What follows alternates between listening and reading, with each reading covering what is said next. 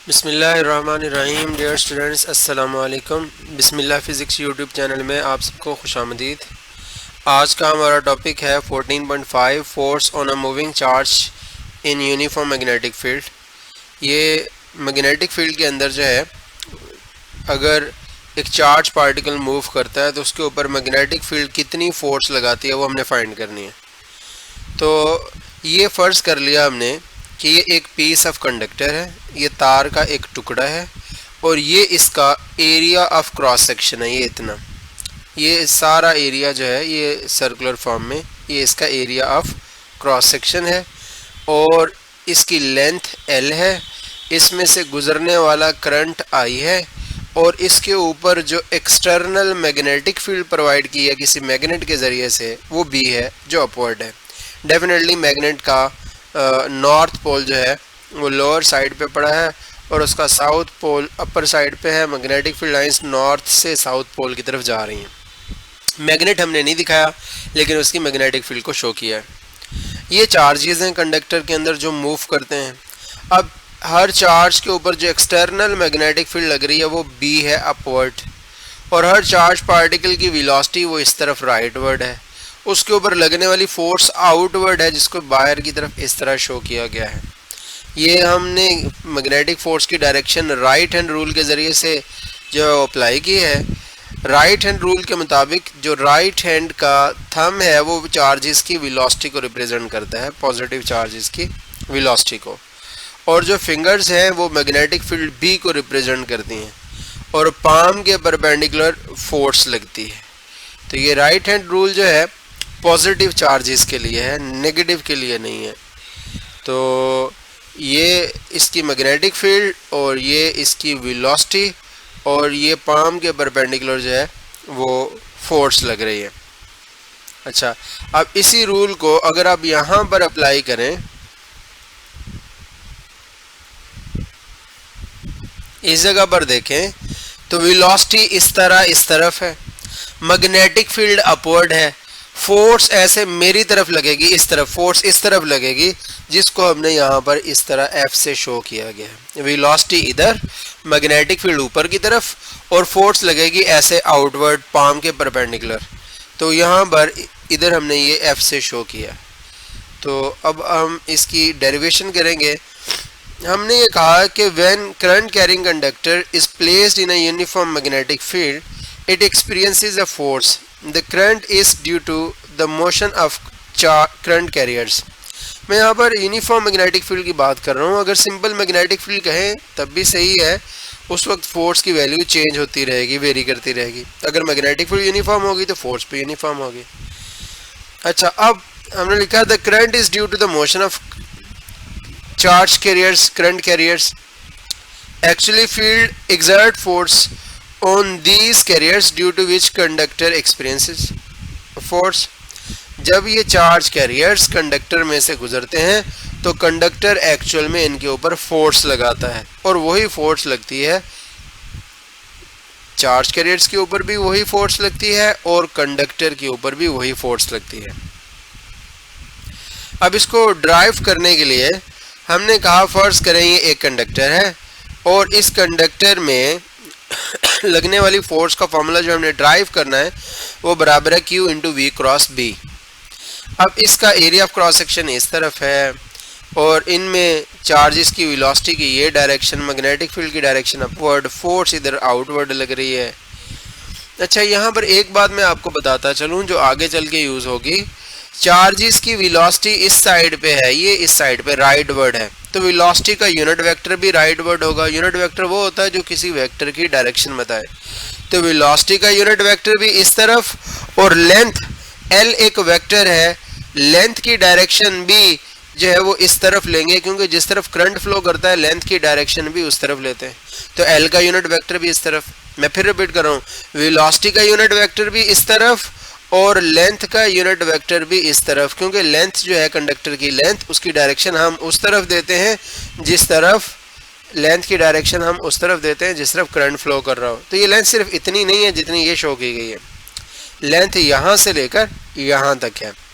तो खैर अब L यूनिट वेक्टर और V यूनिट वेक्टर दोनों सिमिलर हैं, सेम डायरेक्शन को बता रहे हैं, इसलिए उनको बराबर लिखा जा सकता है और आगे चल के हम उनको बराबर लिखेंगे भी।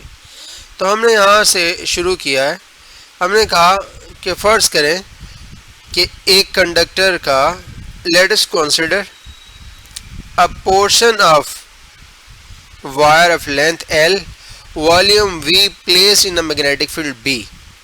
फर्ज करें किया कि एक तार का एक टुकड़ा है जिसकी लेंथ L है, उसका वॉल्यूम V है, वो एक्सटर्नल मैग्नेटिक फील्ड B के अंदर पड़ा है और उसमें से गुजरने वाला करंट I है, और इस पोर्शन के ऊपर जो फोर्स लगती है वो F है।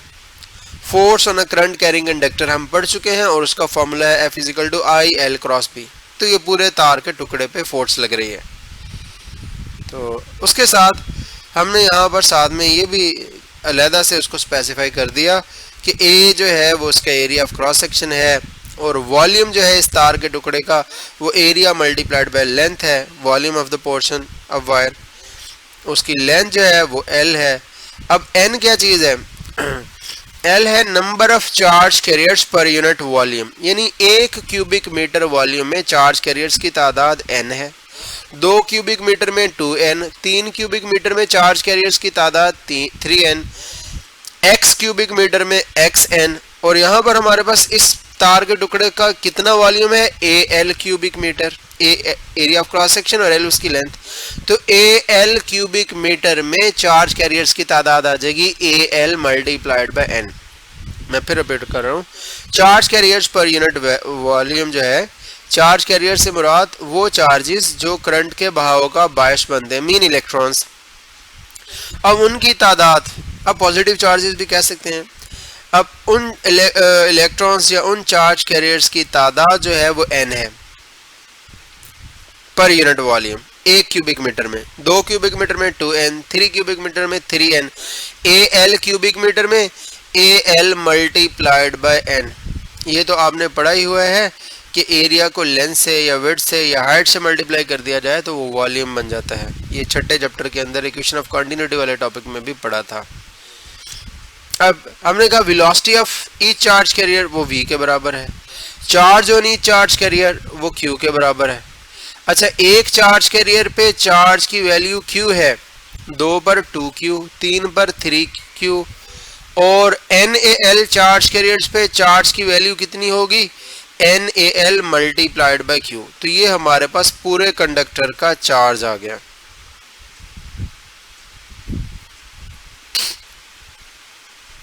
ये पूरे कंडक्टर का चार्ज आ गया। अब हमने लिखा from the definition of current, current की डेफिनेशन से I बराबर होता है del Q divided by del T के। अब डेल Q कंडक्टर में से गुजरने वाला टोटल चार्ज और डेल T उस चार्ज का गुजरते वक्त लिया जाने वाला टाइम, यानी उस तार के टुकड़े में से जो चार्ज डेल Q गुजर रहा है कितने टाइम में गुजर रहा है? डेल T टाइम में। तो चार्ज ओवर टाइम ये करंट के बराबर होता है। फिर हमने लिखा क्योंकि टाइम बराबर है L ओवर V के। ये कैसे लिखा? आपने पढ़ा था S बराबर होता है V क्रॉस T के और T बराबर होगा S ओवर V के। S डिस्टेंस बराबर होता है V क्रॉस T, और T जो है एक साइड पे रखें तो S ओवर V आ जाएगा। ये S is equal to V cross T वाले फार्मूले से S की जगह पर हमने यहाँ पर क्या यूज़ किया? लेंथ को यूज़ किया। तो डेल्टा T बराबर आ गया लेंथ ओवर वेलोसिटी, और डेल Q की वैल्यू हम पिछले पेज पे लिख चुके हैं QNaL। तो ये दोनों वैल्यूज इस इक्वेशन में पुट की, ये I वैसे का वैसे ही लिखा, इस डेल Q की जगह पर इसकी वैल्यू QNaL लिख दी और डेल T की जगह पर इसकी वैल्यू L ओवर V लिख दी, L ओवर V। ये L ओवर V थी, ऊपर जाकर V ओवर L बन जाएगी, नीचे ये L इस L से कट जाएगा, ये V ऊपर चला गया, तो फॉर्मूला बन गया QNaV। फिर इसके बाद हमने इस वैल्यू को force on a current carrying conductor वाले फॉर्मूले में पुट कर दिया। वो फॉर्मूला क्या था? F is equal to I L cross B, ये फॉर्मूला था। I की जगह पर उसकी वैल्यू QNaLV ये पुट कर दी, ये जो हमने ऊपर यहाँ पर फाइंड की। क्या है? QNaV, सॉरी ये L इजाफी लिखा गया है, गलती से लिखा गया। QNAV, ये हमने वैल्यू पुट कर दी, L नहीं आना था यहाँ पर गलती से लिखा गया। अच्छा, अब ये QNAV यहाँ पर वैल्यू पुट की और यहाँ पर L क्रॉस B लिख दिया। फिर उसके बाद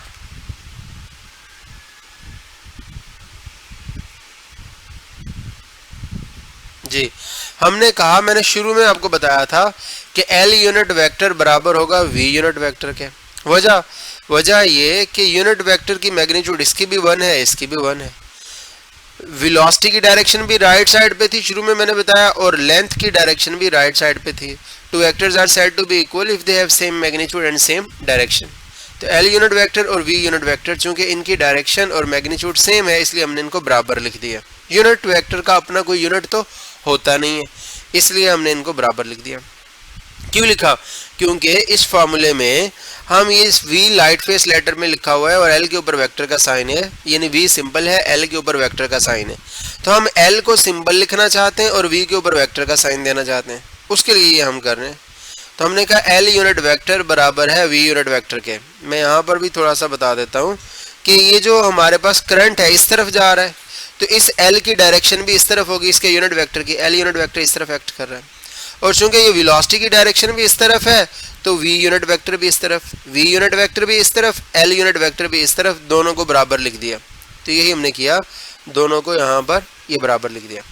यूनिट वेक्टर बराबर होता है vector divided by its magnitude. तो इस L यूनिट वेक्टर की जगह पर L vector divided by its magnitude लिखा, और ये V यूनिट वेक्टर वैसे का वैसे ही रहने दिया।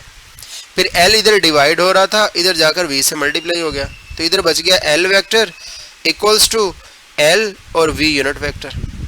फिर चूंकि हमने लिखा है कि V यूनिट वेक्टर और L यूनिट वेक्टर दोनों बराबर हैं, तो इस जगह पर हम लिख सकते हैं, हमने इसको लिख दिया कि इस जगह पर हम L वेक्टर की जगह पर L into V unit vector लिख सकते हैं। तो लिख दिया L into V unit vector. किस जगह पर लिखा? ये इस जगह पर, इस L वेक्टर की जगह पर उसकी वैल्यू क्या आ गई? L वेक्टर की वैल्यू आ गई L into V unit vector, इस L वेक्टर की जगह पर लिख दिया। तो ये देखें हमने लिखा NQAV वैसे ही, और L वेक्टर की जगह पर L into V unit vector लिख दिया, क्रॉस B। ये बीटा नहीं है, B है। अच्छा, उसके साथ फिर ये जो हमारे पास V यूनिट वेक्टर है, ये इस L लाइट फेस लेटर को हमने बाहर निकाल दिया और इस वेलोसिटी को हमने यहाँ पर अंदर ले आए, जगह चेंज कर दी दोनों की। अब यहाँ पर V और V यूनिट वेक्टर बन गया। मैग्नीट्यूड इंटू यूनिट वेक्टर बराबर होता है वेक्टर के, तो इस जगह पर हम V वेक्टर को लिख सकते हैं। तो यही हमने अगले स्टेप में किया। बाकी सारी टर्म्स वैसे ही लिखी, F बराबर आ गया NQAL वैसे ही, और यहाँ पर V वेक्टर क्रॉस B, ये बीटा नहीं है, B है, मैग्नेटिक फील्ड को रिप्रेजेंट कर रहा है। अब ये वो फोर्स है जो पूरे कंडक्टर पे लग रही है। अगर ये पूरे कंडक्टर पे लग रही है तो उसके अंदर जितने भी चार्ज कैरियर्स हैं उनकी तादाद NAL है, हम शुरू में लिख के आए हैं। तो उन चार्जेस के ऊपर भी यही फोर्स लग रही है। अगर NAL चार्ज कैरियर्स पे इतनी फोर्स लग रही है तो एक पे कितनी लगेगी? इस फोर्स को ऊपर रख के NAL से डिवाइड कर देंगे। यही क्या हमने इस फोर्स FL को ऊपर लिखा और NAL से डिवाइड कर दिया। आपको थोड़ा समझ नहीं आया होगा, मैं थोड़ी एक एग्जांपल देता हूँ। मैं कहता हूँ फर्स्ट करें कंडक्टर में चार्ज कैरियर्स की तादाद है 50 और उन पे फोर्स ये लग रही है 100, तो एक पे कितनी लगेगी? ये 100 वाली वैल्यू को ऊपर रखेंगे और 50 से जो उनकी स्ट्रेंथ है उससे डिवाइड कर देंगे, हमारे पास 2 आ जाएगा, एक चार्ज की ऊपर लगने वाली फोर्स। तो ये NAL उस तार के टुकड़े में टोटल चार्ज कैरियर्स की तादाद है, ये ऊपर हम पहले पेज में लिख के आए हैं। तो सारे चार्जेस के ऊपर कुल इतनी फोर्स लग रही है टोटल, एक पे कितनी लगेगी? हमने सारे चार्जेस पे लगने वाली फोर्स की वैल्यू को ऊपर रखा, ये सारी वैल्यू ऊपर लिख दी और चार्जेस की तादाद नीचे लिख दी। जिस तरह 100 न्यूटन फोर्स टोटल लग रही थी वो ऊपर, और 50 से हमने इसको डिवाइड कर दिया।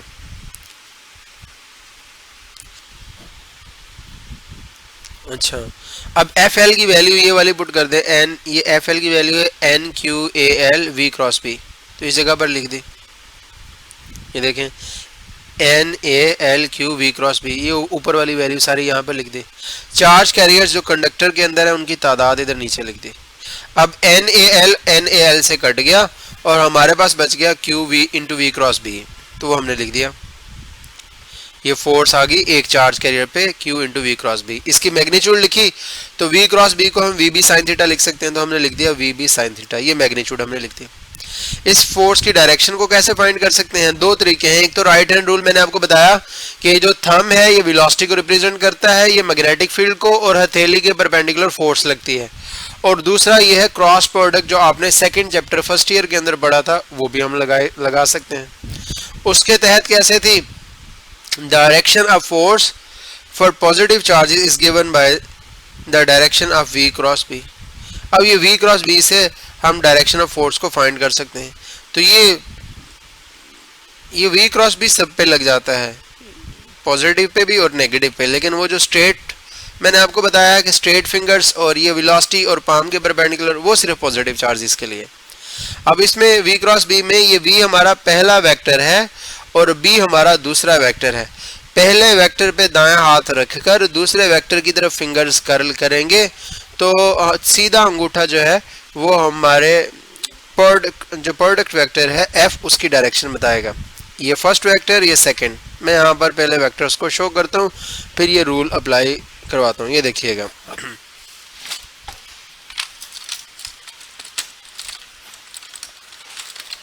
ये मैंने दो वेक्टर्स यहाँ पर शो कर रहा हूँ। ये देखिएगा, ये B है, अपवर्ड है, आप देख सकते हैं। डायग्राम में देखें, यहाँ पर ये मैं कर्सर चला रहा हूँ, ये देखें ये डायग्राम में V राइटवर्ड है, तो ये पेंसिल को मैं राइटवर्ड शो कर रहा हूँ, और ये B अपवर्ड है, इसको मैं अपवर्ड शो कर रहा हूँ।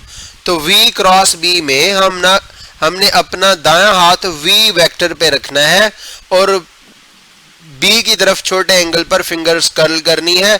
तो V क्रॉस B की डायरेक्शन मेरी तरफ है, तो फोर्स की डायरेक्शन भी मेरी तरफ। हम ये लिखते हैं, rotate first vector V toward second vector B through smaller of two possible angles, then erect thumb of the right hand will point out the direction of product vector which is equal to force. तो force हमारी तरफ लगेगी outward.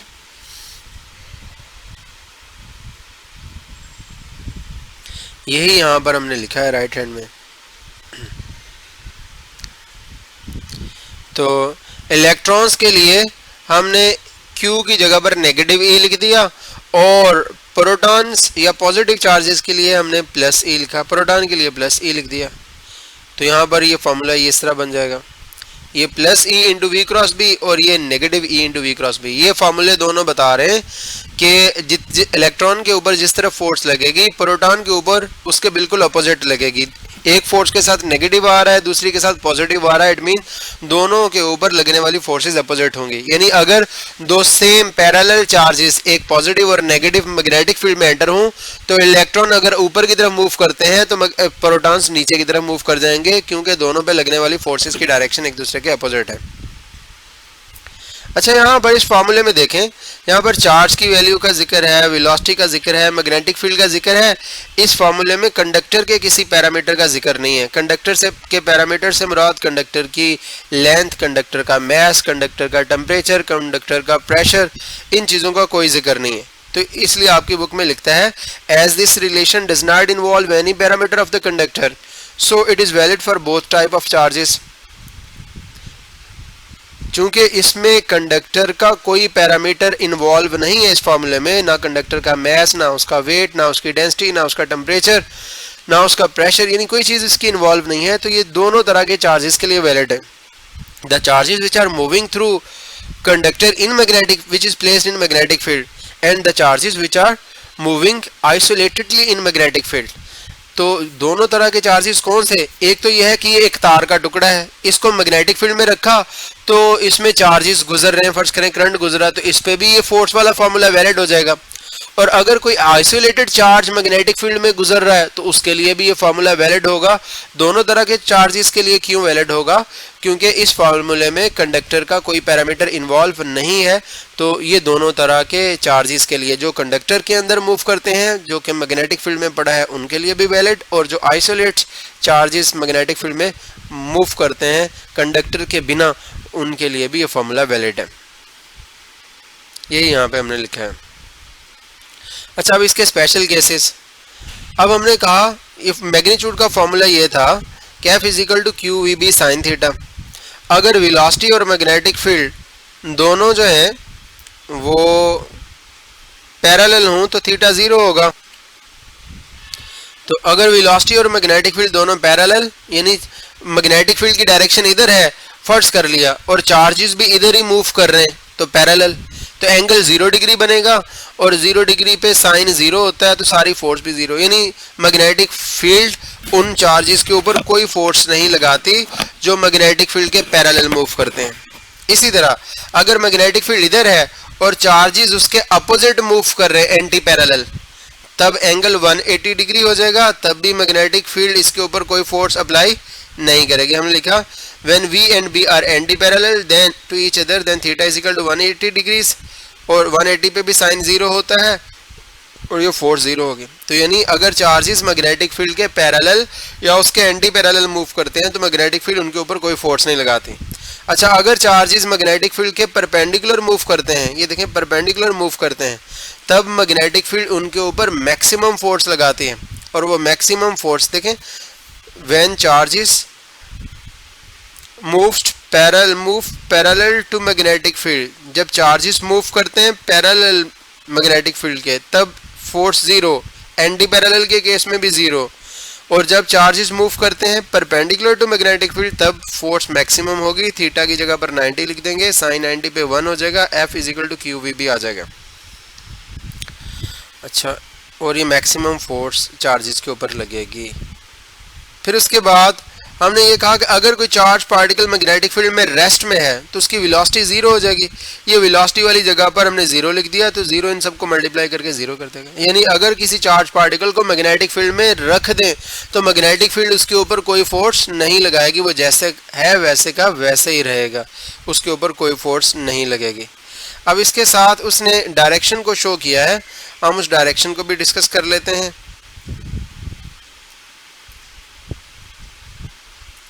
उसने कहा फर्ज करें ये एक पॉजिटिव चार्ज पार्टिकल इस तरफ को आ रहा है, इसकी वेलोसिटी इस साइड पे है, मैग्नेटिक फील्ड इस तरफ है। अब मेरे हाथ की तरफ देखिएगा, वेलोसिटी इस तरह है, ये फिग को भी गौर से देखें, पॉजिटिव चार्जेस की वेलोसिटी को थंब से रिप्रेजेंट करते हैं राइट हैंड के, वेलोसिटी इस तरफ, मैग्नेटिक फील्ड इस तरफ, तो मैग्नेटिक फोर्स किस तरफ लगेगी, अपवर्ड लगेगी। तो इसी जगह वजह से यहाँ पर मैग्नेटिक फोर्स को अपवर्ड शो किया गया है। अब टेक्स्ट बुक भी खोल सकते हैं, ज़्यादा क्लियर ये इमेज नजर आएगा। तो ये मैग्नेटिक फोर्स अपवर्ड लग रही, तो इस अपवर्ड लगने वाली फोर्स की वजह से चार्जेस सीधे मूव नहीं किए, इन्होंने अपने स्ट्रेट पाथ को ऐसे बेंड कर लिया है। अब इस जगह पर अब चार्जेस की वेलोसिटी ऊपर की तरफ है, तो वेलोसिटी ऊपर की तरफ, मैग्नेटिक फील्ड इस तरफ, ये मैग्नेट को देख के मैं यहाँ पर शो कर रहा हूँ, और फोर्स लगेगी इस तरफ। तो ये देखें यहाँ पर फोर्स को इसी तरफ शो किया गया है। तो ये राइट हैंड रूल से हम चार्जेस के ऊपर लगने वाली फोर्स की डायरेक्शन को फाइंड आउट कर सकते हैं। अच्छा, एक और बात यहाँ पर ऑब्जेक्टिव बनती रहती है, अगर चार्जेस मैग्नेटिक फील्ड के परपेंडिकुलर जो है वो एंटर हों, यानी मैग्नेटिक फील्ड जहाँ पर अप्लाई की गई है एक्सटर्नल मैग्नेटिक फील्ड, चार्जेस उसके परपेंडिकुलर आते हैं जिस तरह ये आ रहा है, तो मैग्नेटिक फील्ड जो है उन चार्जेस को सर्कुलर पाथ में जो है वो मूव करवा देती है। अगर यहाँ पर मैग्नेटिक फील्ड स्ट्रांग होती तो ये इधर ही सर्कल के अंदर घूमना शुरू कर देता, जैसा कि मैं यहाँ पर दिखाता हूँ। ये एक चार्ज पार्टिकल ये यहाँ पर एंटर हुआ है, और ये जैसे ही चार्ज पार्टिकल इस मैग्नेटिक फील्ड, ये क्रॉस मैग्नेटिक फील्ड को रिप्रेजेंट करें जो कि इनटू द पेज है, यानी इस तरफ है। तो अब यहाँ पर ये चार्ज पार्टिकल सर्कल में घूमता है। तो अगर कोई चार्ज पार्टिकल मैग्नेटिक फील्ड में प्रोजेक्ट किया रहता है कितने एंगल के ऊपर, 90 डिग्रीज पे, तो वो सर्कुलर पाथ को फॉलो करता है। ये ऑब्जेक्टिव बन जाता है। When charge particles are projected right angle to magnetic field then they will follow a circular path. लेकिन अगर वो लेस देन 90 डिग्री पे प्रोजेक्ट करते हैं, उनका एंगल 0 से बड़ा है और 90 डिग्री से छोटा है, इनके इन बिटवीन है, या आप कह लें 90 से ज़्यादा है और 180 से कम है, इनके इन बिटवीन है, तो जो है वो चार्ज पार्टिकल जो है वो सर्कुलर पाथ को फॉलो नहीं करते, वो स्पाइरल पाथ को फॉलो करते हैं। ये स्पाइरल पाथ इस तरह का, ये इस तरह का, ये ऑब्जेक्टिव बन जाता है। तो ये जहन में रखेंगे, अगर एंगल 90 तो सर्कुलर पाथ को फॉलो करते हैं, और अगर एंगल 90 से कम या 90 से ज़्यादा है, 180 से कम है, 90 ना हो, सिर्फ 90 ना हो, 180 ना हो, 0 ना हो, इनके इन बिटवीन में हो, तो फिर वो स्पाइरल पाथ को फॉलो करते हैं। तो आज के लिए स्टूडेंट्स इतना ही काफ़ी है। ये अहम टॉपिक है, लॉन्ग क्वेश्चन के अतबार से इसको अच्छी तरह प्रिपेयर कीजिएगा। अल्लाह हाफिज़।